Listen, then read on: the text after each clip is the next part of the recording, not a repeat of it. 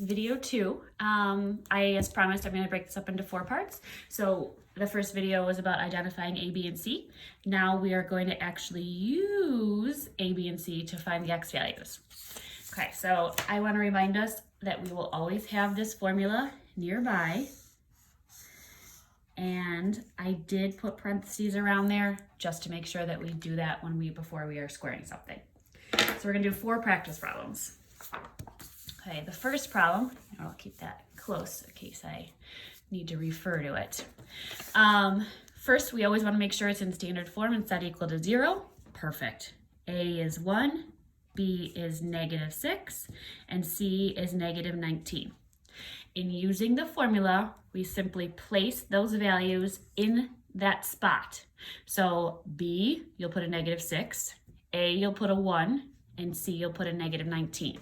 You want to kind of carefully do this because these problems, you won't have many, but when you do, you want to make sure that you are actually going through PEMDAS and simplifying everything carefully. So slow down on these type of problems. So -b, now notice what I did there. I put parentheses around it because b is actually negative, which yes, you can change it to a positive right now if you want. I'm just going to go through each step. Plus or minus the square root of b, that's a -6, squared, minus 4 times whatever a is, in this case it's 1, and c is -19. It's all underneath the radical, and then all over 2 times 1. There you go. Sorry you couldn't see it. So now what I want to do is simplify little bit by a little bit. Okay, so again, you can probably combine some of these steps, but it might be in your best interest for the first few to not do that. So I'm going to change that to a 6, that we can handle that one. And -6 times -6. Make sure when you're placing something like this in your calculator, is that what I'm actually asking it to do? No, I want it to do -6 times -6, which is going to be a positive. So if you're going to place it in your calculator, that has to be in parentheses. So the first one's incorrect and the second 2 are correct. So this is a positive 36. Basically, this part's always going to be positive. Minus, let's do 4 times 1 times -19. So it's minus -76. So if you want to change that to a positive 76, you can. And then it's all over 2. So we'll keep simplifying. Nothing more you can yet do with the 6. 36 and 76 is 112. Okay, divided by 2. So now at this point, what we need to do is figure out if we can simplify that radical as we did when we were simplifying radicals before. So if it's multiple choice, like they are in Khan Academy, you can probably type this into your calculator and see which one matches it. But I'd really like you to know how to break this down. So we need to come up with the largest perfect square that goes into that. So now if you think about, that's a factor of 112. So if we think about all the possibilities, 7 times 7, 8 times 8, 9 times 9, 10 times 10. So these are all the possible factors. So I want to figure out if any of those are actually factors of 112. So let's start, divided by, is 100 a factor? We can tell no because it comes out with a decimal. So that's not a good choice. 112 divided by 81, not a good choice. 112 divided by 64, nope. Nope. Nope. Maybe some of these you know without having to type them in your calculator. Oh, 112 divided by 16. So that means 16 times 7 is also known as 112. So that's the same thing as square root of 16 and square root of 7. And the beautiful part about that is the square root of 16 is 4. So we're going to rewrite this as 6 plus or minus 4 radical 7 all over 2. Now remember, whenever you're dividing something by one value, you can divide it into everything. So x is 6 divided by 2 is 3, and 4 divided by 2, now think of this as like a variable, so you don't really change the variable, you only deal with the coefficient of it. So 4 divided by 2 is 2, and there is your answer. So really, you could write 3 plus 2 radical 7, and 3 minus 2 radical 7, or you can leave it as plus or minus.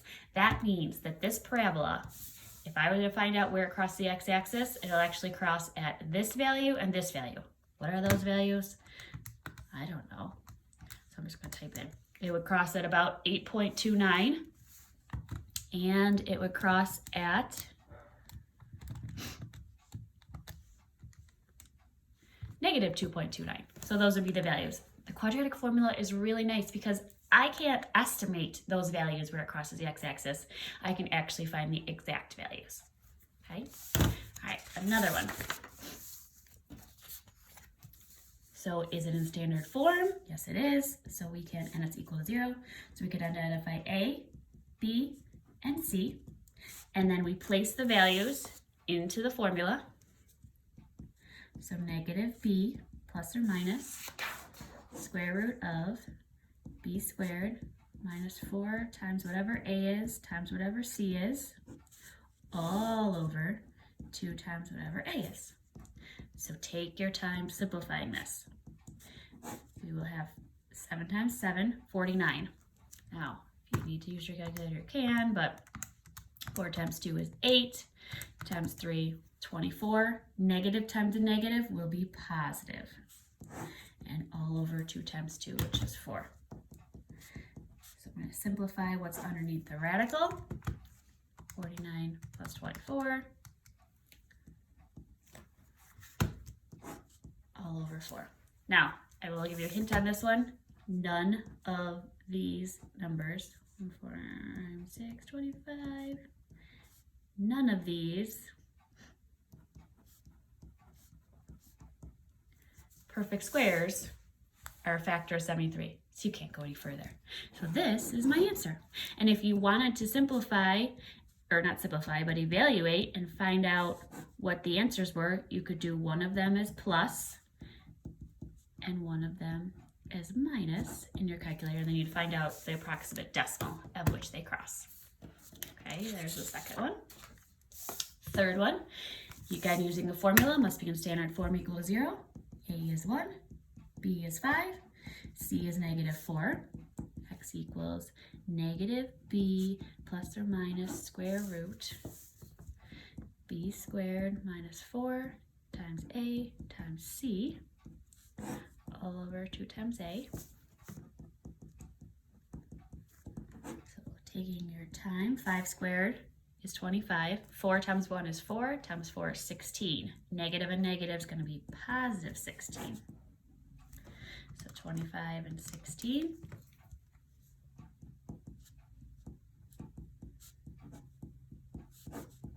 And 41 is also a number that has nothing as a perfect square that's a factor. So there's your answer. And one more. Now remember, everything's got to be in standard form before you can use our formula. So we are actually going to have to rearrange this. Oops. Minus 10 equals 0. Sorry, can you tell what that says? It says x squared minus 8x minus 10 equals 0. That's better. So now I can say what A is, what B is, and what C is. Had I not done that, I would have had C as a positive 10. You would have gotten a different answer. So x equals negative B plus or minus the square root of B squared minus 4 times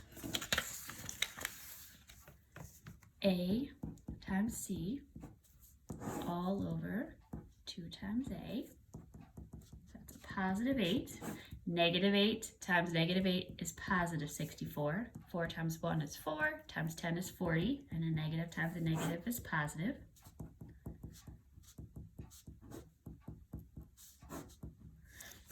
Okay, so now we're going to have to look down at all the perfect squares and see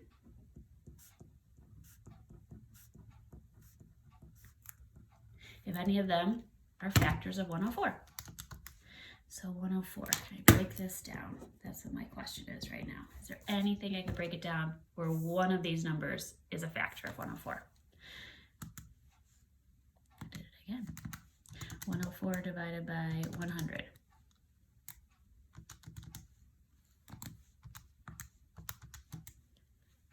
And again, you probably know some of these will not work. We're looking for one that works perfectly, so I get an integer here.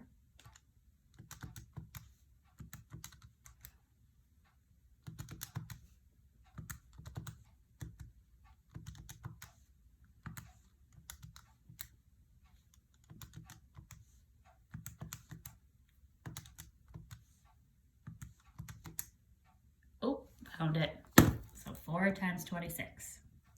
Have to go from the top down though, okay? So make sure you get the largest one. So this is the square root of 4 times the square root of 26, which is 2 radical 26. So it's 8 plus or minus 2 radical 26 all over 2. Divide both parts by 2. 8 divided by 2 is 4. 2 divided by 2 is 1. If you want to put the 1 in front, you can, or you can leave it without. Okay, so there's your answers for that. All right, thanks for watching the end of this video. The secret word for banana is banana. If you want to redo check-in number 7. All right, just email us the word banana and we'll take your second score. All right, on to the next one.